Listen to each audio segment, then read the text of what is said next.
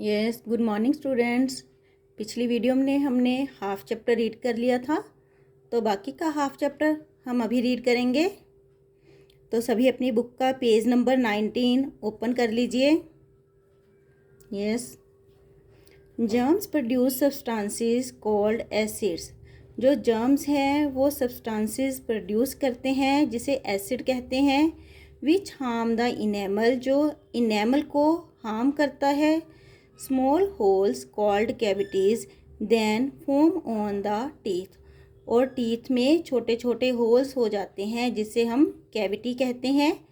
As germs continue to attack the teeth, जैसे ही germs continue attack करते रहते हैं हमारे टीथ पर, the cavities become bigger and deeper, जो कैविटी है वो बड़ी और गहरी होती जाती है। If a cavity reaches the pulp, अगर ये कैविटी पल्प तक पहुंच जाती है, द टूथ स्टार्ट्स हर्टिंग, तो टूथ में दर्द होना शुरू हो जाता है। Taking care of your teeth, wash your mouth after every meal, तो आपको अपने मुंह को हर मील के बाद वॉश करना चाहिए, कुल्ला करना चाहिए। Brush your teeth twice a day, आपको दिन में 2 बार ब्रश करना चाहिए। This removes bits of food stuck between your teeth, इससे जो भोजन के बिट्स होते हैं, पार्ट्स होते हैं जो आपके दांतों में फंस जाते हैं, वो रिमूव हो जाते हैं। Brush for at least 2 minutes, कम से कम आपको 2 मिनट तक ब्रश करना चाहिए। Move your brush up and down to brush the front teeth, तो आपको जो अपना ब्रश है वो अप और डाउन मूव करना चाहिए अपने फ्रंट वाले टीथ पर। Move it in a circle while brushing your back teeth, जब आप अपने पिछले दांतों पर ब्रश करते हैं तो इसे सर्कल में घुमाना चाहिए। Ask your parents to take you to dentist periodically to check for cavities, आपको अपने पेरेंट्स को बोलना चाहिए कि आपके जो दांत हैं उसे टाइम टू टाइम चेक करवाएं डेंटिस्ट के पास। इफ़ देयर आर कैविटीज़, अगर वहाँ उसमें कैविटी है, then the dentist can help you avoid further damage to your teeth, तो जो डेंटिस्ट है वो आपकी हेल्प करता है ताकि जो आपके टीथ को डैमेज, इससे जो डेंटिस्ट है वो कैविटी से होने वाले नुकसान से आपके टीथ को बचाने में हेल्प करता है। Avoid eating sticky chocolates and sweets, sticky chocolates और स्वीट्स को अवॉइड करिए खाना। Avoid Fiji drinks because they have acid in them, Fiji drinks को भी अवॉइड करना चाहिए क्योंकि इसमें एसिड होता है। They are not good for your teeth, ये आपके टीथ के लिए अच्छे नहीं हैं। Drink plenty of milk and eat eggs and green leafy vegetables, आपको ज़्यादा दूध पीना चाहिए, एग खाने चाहिए और ग्रीन पत्तेदार सब्जियां खानी चाहिए।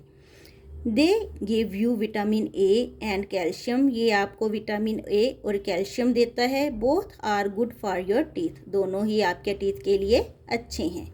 Microbes, there are millions of tiny living things in the air, in water, in soil and even inside your body, यहाँ पर बहुत ही मतलब आप बोल सकते हैं हवा में, मिट्टी में, पानी में, इवन आपकी बॉडी में भी कुछ छोटी छोटी ऐसी लिविंग थिंग्स होती हैं। They are so small that you can not see them with your eyes, जिसे आप अपनी आँखों, ये इतनी छोटी होती हैं कि इन्हें आप अपनी आँखों से नहीं देख पाती। You can see them only through a microscope, आप इसको माइक्रोस्कोप के थ्रू ही देख सकते हैं। These tiny living things are called microbes, इन्हीं छोटी लिविंग थिंग्स को माइक्रोब्स कहते हैं। Some microbes are useful to us, कुछ हमारे लिए यूज़फुल होते हैं। Whereas some are harmful, तो वहीं पे कुछ हार्मफुल भी होते हैं। Many of them cause disease causing microbes are called germs, उनमें से बहुत से डिजीज़ का कारण बनते हैं। डिजीज़ कॉजिंग माइक्रोब्स, माइक्रोब से जो डिजीज़ या माइक्रोब्स के कारण जो डिजीज़ होती हैं उसे जर्म्स कहते हैं। There are 4 main kinds of microbes. यहाँ पर हमारे पास 4 तरह के माइक्रोब्स हैं। These are bacteria, fungi, protozoa and viruses. Bacteria are found everywhere. जो बैक्टीरिया है वह सभी जगह पर पाया जाता है। They are most common living things on the earth. ये बहुत ही कॉमन लिविंग थिंग है अर्थ के ऊपर। They are different shapes. ये अलग अलग शेप्स के होते हैं। नीचे देखिए यहाँ पे कुछ शेप्स दी हुई हैं माइक्रोब्स की। देखिए बैक्टीरिया की ये शेप्स दी हुई हैं, ये 3 तरह की। उसके बाद प्रोटोजोआ है, 2 टाइप्स की प्रोटोजोआ की दी हुई है। वायरसेस है, 2 टाइप्स की वायरसेस की दी हुई है शेप। और ये फंगस है। Harmful bacteria cause diseases such as typhoid and food poisoning. They also cause tooth decay. Harmful जो बैक्टीरिया होते हैं वो टाइफाइड और फूड पॉइजनिंग जैसी बीमारियों का कारण बनते हैं और ये टूथ में भी डीके का कारण बनते हैं। Useful bacteria help in the decay of dead plants and animals. जो यूजफुल बैक्टीरिया होते हैं वो डेड प्लांट्स और एनिमल्स को डिकम्पोज करने में हेल्प करते हैं। They are used in making foods such as cheese, vinegar and yogurt. They are used इनका जो यूज़ है वो फूड्स बनाने में भी होता है, जैसे कि चीज़, विनेगर, योगर्ट में। Some bacteria help animals digest food. तो कुछ बैक्टीरिया ऐसे होते हैं जो एनिमल्स की हेल्प करते हैं फूड डाइजेशन में। आगे है protozoa. Protozoa live in wet places and in the bodies of plants and animals. जो प्रोटोजोआ है वो गीले स्थानों पर रहता है और प्लांट्स की बॉडी में और एनिमल्स की बॉडी में रहता है। Some of them cause diseases like malaria. कुछ बीमारियां जैसे कि मलेरिया है वो इसी के कारण होती हैं। Viruses are the smallest of all microbes. जो वायरसेस हैं वो सबसे ज़्यादा माइक्रोब्स में स्मॉल होते हैं। They cause diseases like the common cold, influenza means flu, measles, mumps and polio.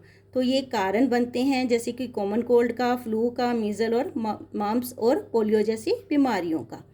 Fungi grow on dead and rotting material. जो fungi है वो कहाँ पैदा होते हैं? डेड और सड़े हुए मटेरियल पर।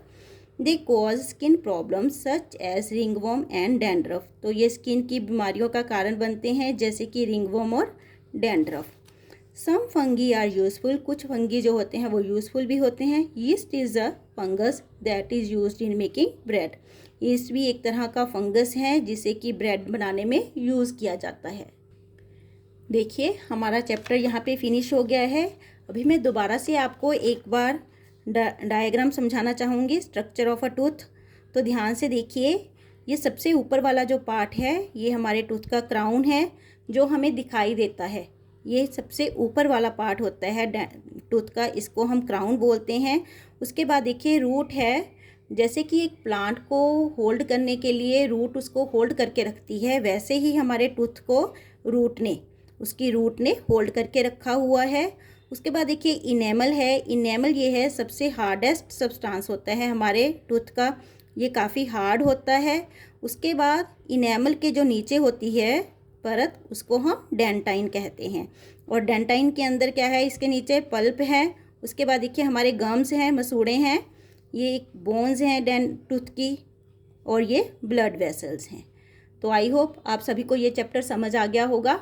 तो आप भी अच्छे से इसको रीड कीजिए और समझिए। Thank you.